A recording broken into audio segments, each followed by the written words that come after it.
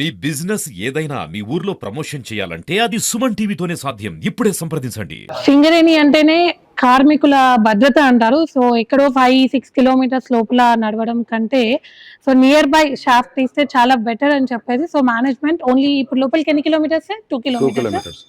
2 kilometres దగ్గరలో వెళ్ళాలి. So 1 family 1 machine. So ఈ రోజు ఆ మోటోతో మనం కూడా అండర్ గ్రౌండ్ వెళ్దామా?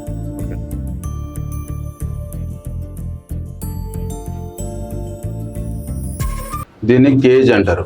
ఇది కేజ్. కేజ్ మనం పాత భాషలో లిఫ్ట్ అంటారు కదా. అవును, ఒకప్పుడు ఏదో సైకిల్ లాగా ఉంటే లోపలికి దిగేవాళ్ళు అండర్ గ్రౌండ్. అది ఉంది, లోపల ఉంది. అది ఇంకా లోపలనా? చైర్ కార్ ఉంది, చైర్ కార్.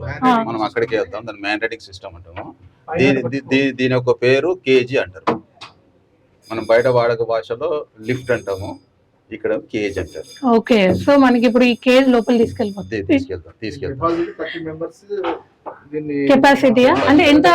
30 మెంబర్స్ అంటే వెయిట్ ఎంత వరకు? వెయిట్ అంటే ఫ్రాక్స్ ఆఫ్ సెకండ్స్ ఏదంటారు చూడండి. అంటే ఇప్పుడు మనము 30 మంది ఉన్నాం అనుకోండి, 10 టైమ్స్ దీన్ని లోడ్ వేసినా కూడా దీనికి ఏమి ఇబ్బంది ఏమి ఉండదు. 10 టైమ్స్ ఇప్పుడు ఉన్న లోడ్ కంటే 10 టైమ్స్ లోడ్ వేసినా కూడా దీనికి ఇబ్బంది ఏమి లేదు. సో అది దీని కాబట్టి ఎట్లాంటి ప్రాబ్లం లేదు. ఓకేనా? 282 metres. 282 metres. Okay, so 282 metres లోపలికి వెళ్ళాక అక్కడ నుంచి మనకు మ్యాన్ రైడింగ్ ద్వారా మళ్ళీ మనము 2 కిలోమీటర్స్ పోవాలి. మ్యాన్ రైడింగ్ ద్వారా సీమ్ వస్తుంది, కనబడుతుంది. అది 235 దగ్గర ఒక సీమ్ అంటే అక్కడ కూడా మైండ్ నడిచింది లోన. ఓకే, ఇప్పుడు కూడా మిషన్స్ ఉన్నాయి, పనులు నడుస్తూ ఉంటాయి. అది ఇప్పుడు వస్తుంది. సో వర్టికల్ గా అంటే షాప్ నుంచి మనం కేజ్ లోపల 2.5 కిలోమీటర్స్ అయితే సో లోపలికి వచ్చేసాము. ఇక్కడ నుంచి ఇంకా 2 కిలోమీటర్స్ మనం చేరుకారా sir? Man riding. So man riding ద్వారా వెళ్ళాలి. పైన షాప్ దగ్గర చూసిన మెటీరియల్ ఏదైతే ఉందో టబ్ ద్వారా సో మైన్ లోకి పంపిస్తారని చెప్పారు కదా. సో ఇక్కడ మనం దిగిన ప్లేస్ దగ్గర సో పక్కనే ఒక ట్రాక్ అయితే ఉంది. So true track. సో ఇది కంప్లీట్ గా మైన్ లోపలికి వెళ్తుంది. సో పైన నాకంటే ముందు వచ్చిన టబ్స్ ఏవైతే ఉన్నాయో అవి కూడా మళ్ళీ నేను కేజ్ లో వచ్చిన అవి చాలా స్పీడ్ గా వచ్చేసాయి. సో ఆ టబ్స్ ఇక్కడ ఉన్నాయి. సో మళ్ళీ ఇక్కడ నుంచి హాలర్ ద్వారా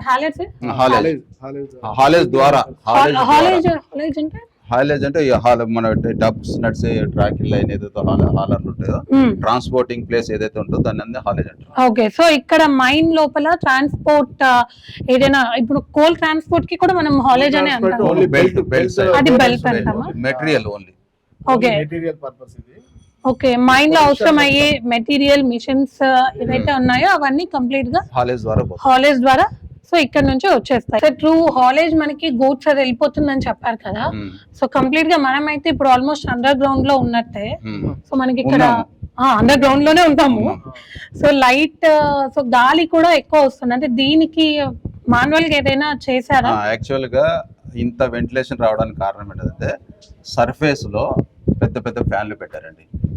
ఫ్యాన్స్, వెంటిలేషన్ ఫ్యాన్ అంటారు. ఆ ఫ్యాన్స్ తిరగడం వల్ల అంటే లోపల ఉన్న రిటర్న్ ఏరియా ఏదైతే ఉంటుందో ఆ రిటర్న్ ఏరియా అంటారు దాన్ని వేడి గాలి. ఆ వేడి గాలి బయటకు తీసేసుకుంటుంది. ఎంత లాగేసుకుంటుందో ఇంటేక్ ద్వారా అంత మనకు లోపల గాలి వస్తుంది. ఓకే, సో దాని వల్ల చల్లదనం అనేది ఉంటుంది మైండ్ లోపల. అవి అప్పుడప్పుడు పవర్ పోయి బంద్ అవుతాయి కదా, బంద్ అయినప్పుడు ఈ ఫోర్స్ తగ్గుతుంది. ఇంత గాలి తగ్గుతుంది రాదు. ఎందుకంటే అది ఎగ్జాస్ట్ ఫ్యాన్ హీట్ మొత్తం కూడా ఫ్యాన్ ద్వారా బయటకు వస్తుంటే ఇది ఎక్కువ ఇట్లా లాగుతాం. సో ఇంత గాలి వస్తుంది కదా. సో ఎన్ని కెపాసిటీస్ అరేంజ్ చేసి ఉంటారు సార్? ఒక షిఫ్ట్ లో నియర్లీ 30 మెంబర్స్ వరకే ఉండొచ్చు కదా ఎంప్లాయీస్. ఓవరాల్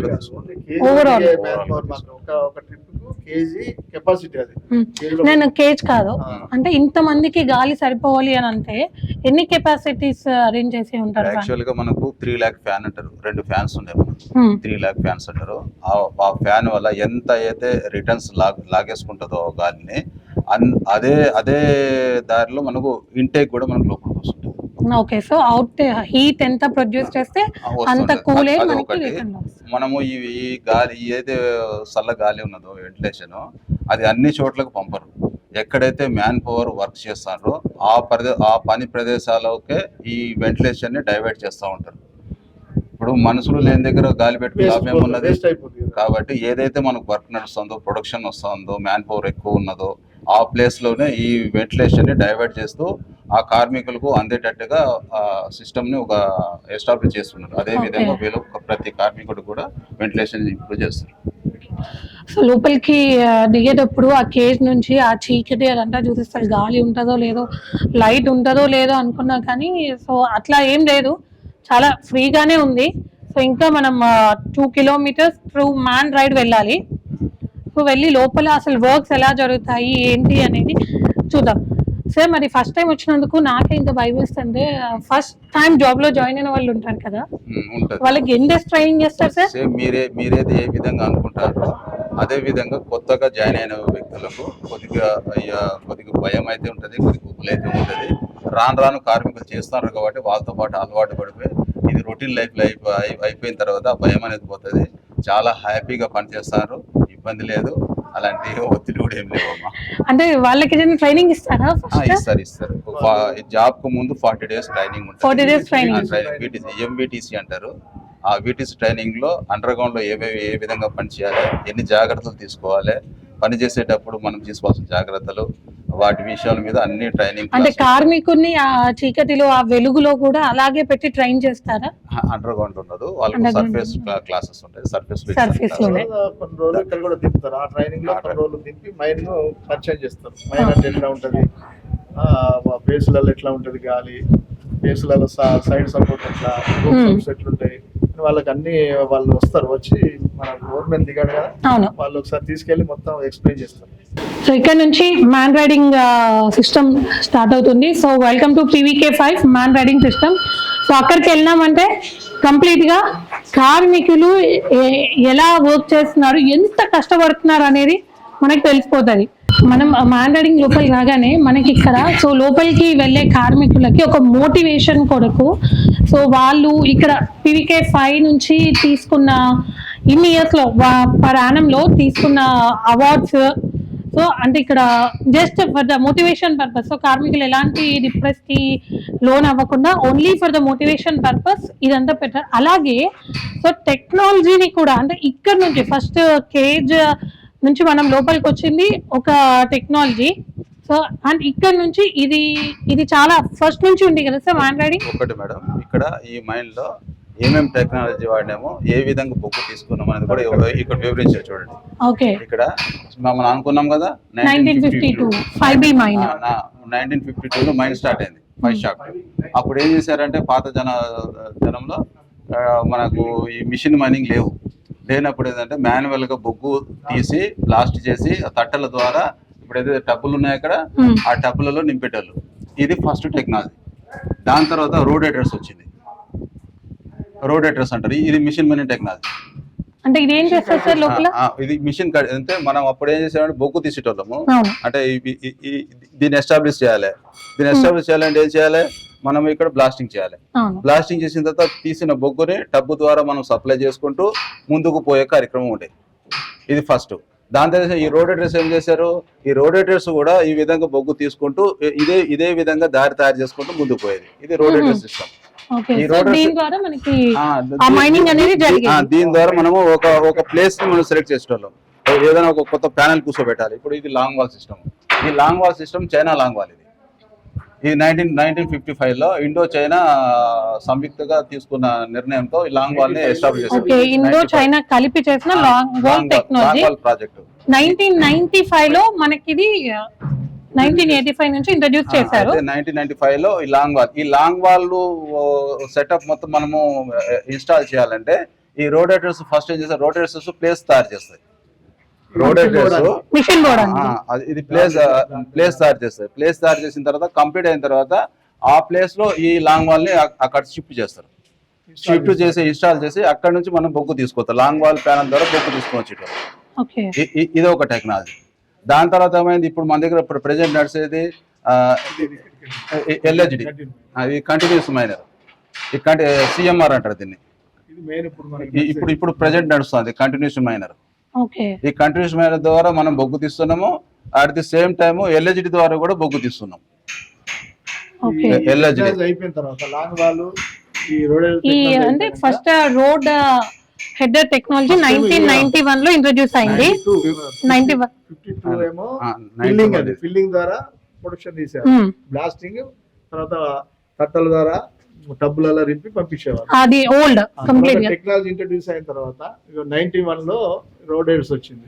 సో 1991 నుంచి మనకి సింగరేణిలో టెక్నాలజీ అనేది ఇంప్రూవ్మెంట్. సో 1991 లో మనకి రోడ్ ఎయిడర్స్ వచ్చాయి. 91 లో ఈ 5 షాప్ లో టెక్నాలజీ స్టార్ట్ అయింది.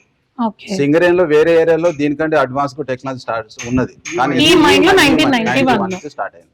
95లోనేమో సో ఇప్పుడు ఎట్ ప్రెసెంట్ యూజ్ చేస్తున్న మిషనరీస్ ఇప్పుడు ప్రెసెంట్ ఏంటంటే మిషన్ మైనింగ్ అంటే సిఎంఆర్ కంటిన్యూషన్ మైనర్ అంటే అది ఎప్పటికీ ఇప్పుడు దిగ్ చేస్తూనే ఉంటుందా? లేదు, ఇప్పుడు నడుస్తుంది. దీని ద్వారా బొగ్గు తీస్తారు. ఇప్పుడు ప్రెసెంట్ దీని ద్వారానే బొగ్గు తీస్తారు. యావరేజ్ గా మేము పర్ డే వచ్చి 1100 టన్నులు కేవలం ఒక మిషన్ ద్వారా తీయాలి. యాక్చువల్ గా మేము సరాసరి దగ్గరలో ఉన్నాము. అదనంగా దీని ద్వారా కూడా మనం బొగ్గు తీస్తున్నాం, ఎల్హెచ్డి ద్వారా కూడా. బ్లాస్ట్ చేసిన బొగ్గును దీంతో ఎత్తేసి ఇప్పుడు అది మైనర్ వచ్చేసి మనకి బ్లాస్టింగ్ లో అలా యూజ్ అవుతుంది.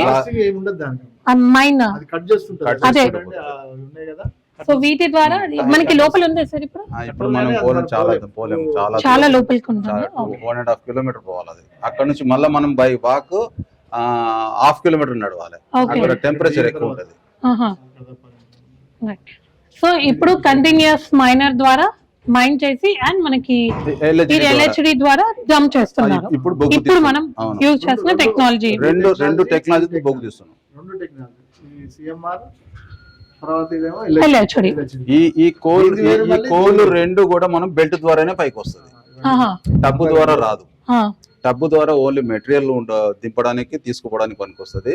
కోల్ సిఎంఆర్ ఎల్హెచ్డి ద్వారా వచ్చే కోల్ ఏదైతే ఉందో అది బెల్ట్ ద్వారానే సర్ఫేస్ కు వస్తుంది. ఓకే. సో బెల్ట్ అంటే మనకి కోల్ బయటికి వచ్చే ఏరియా. సేఫ్టీ ప్రికాషన్స్ ఉందంటే మాకు ఎస్ఎంపీ అంటారు, సేఫ్టీ మేనేజ్మెంట్ ప్లాన్ అని ఎస్ఎంపీ ఉంటుంది. దాంట్లోకి వెళ్ళి ఎస్ఓపిలు ద్వారా ప్రతి కార్మికుడు పనిచేసే విధానం ఏదైతే ఉంటుందో ఆ విధానానికి ఒక్కొక్క పనికి ఒక్కొక్క సేఫ్ ఆపరేషన్ ప్రొసీజర్ అంటారు.